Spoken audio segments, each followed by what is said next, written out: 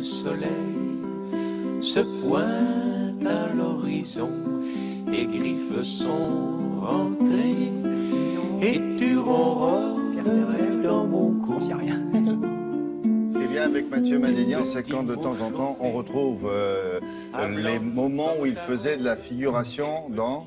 Un gars, une fille. Oui, Ah, c'est ça. Ah bon. Mais vous savez que... Alors, il fallait bien gagner sa vie. Ah oui, hein. bien sûr. Et alors, Mathieu Madénian, j'ai découvert, William, quand même, qu'il a une formation d'avocat et il a un DESS de sécurité police et un DEA, c'est-à-dire un bac plus 5, sciences criminelles. C'est-à-dire que c'est vrai que tête bien faite, tête bien pleine. Non, mais c'est pour ça, il plaide l'humour. Il plaide pour l'humour pour tous, exactement. Ouais. C'est donc son nouveau one-man qui s'intitule En état d'urgence. Il vient de triompher à Paris et il part dans toute la France. C'est la raison pour laquelle on vous en parle. Une grande tournée. Dans quelques jours, il sera le 5 mai à Nîmes, le 6 mai à Marseille, le 7 mai à Hyères, ensuite Avignon, Menton, Lyon, enfin partout, en état d'urgence. Il a une tchatch, William. Et alors, pour nous, les journalistes, c'est facile parce que, si vous voulez, il y a des humoristes qui installent un univers, qui posent des bombes, et d'un seul coup, l'humour débarque au bout de 5-10 minutes. Lui, c'est facile. Parce que toutes les 10 secondes, il y a une vanne, ça dure 1h30. Et alors, il démarre son spectacle en parlant de l'accent de Perpignan. Il est de Perpignan. Mathieu, il sera d'ailleurs le 4 mai. Il commence à tourner par Perpignan. Et il vous explique que quand vous avez l'accent de Perpignan, vous ne pouvez pas jouer tous les rôles, notamment celui-ci. Regardez. C'est vrai qu'un accent comme ça, au niveau comédie, ça te casse certains rôles. Star Wars, par exemple. Tu sais, je peux pas arriver à faire ça va, je suis ton père. Salut Mathieu. Salut. Est-ce que tout ce que vous nous racontez est plus ou moins vrai? Tout est vrai, ouais. Attends, je réfléchis. Oui, dans ce spectacle, tout est vrai. Ouais. Il y a rien de faux, en fait. J'ai loué pendant 15-20 ans du côté de Nation. J'avais un 20 mètres carrés, 15 mètres carrés en loi Carrez. C'est sûr, je me connais souvent la tête. En fait, j'ai loué, je me suis fait niquer par la belle hauteur sous plafond. Tu sais, le truc qui n'a rien à voir, mais on t'en fume avec ce truc-là. Tu sais, je lui dis à la femme de l'agence, il y a 15 ans, c'est un peu petit, 20 mètres carrés. Elle fait, c'est petit, mais regardez, c'est une belle hauteur sous plafond. Qu'est-ce que je m'en bats les couilles, j'ai pas de chauve-souris, qu'est-ce que tu veux que je fasse avec ça? La visite médicale, c'est vrai? C'est vrai. Oh là là. C'est énorme, ça. Ben non, c'est en fait, quand t'as 40 ans, toi, t'as fait 22, donc ça te concerne pas. mais tu verras quand t'auras 40 ans. Ouais. Et que... Non, mais j'ai acheté... Attends, j'ai enfin acheté pas à Paris, en banlieue. Hein, et donc, la banque m'a appris un appartement. Et la banque m'a dit, il faut faire une visite médicale pour savoir, pas pour me guérir, pour savoir si je vais pas mourir. Ouais. Pour payer jusqu'à la fin de ma vie. Je trouvais ça, mais...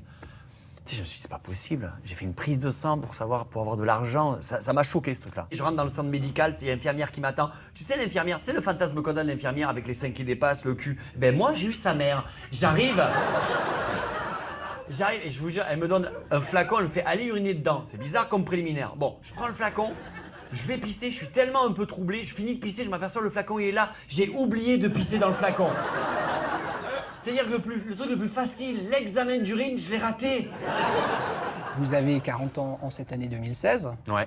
Donc vous avez constaté aussi que le corps s'affaisse un peu quand on a 40 ans? J'ai des graines de beauté, ils changent de place, de couleur, c'est des dragibus.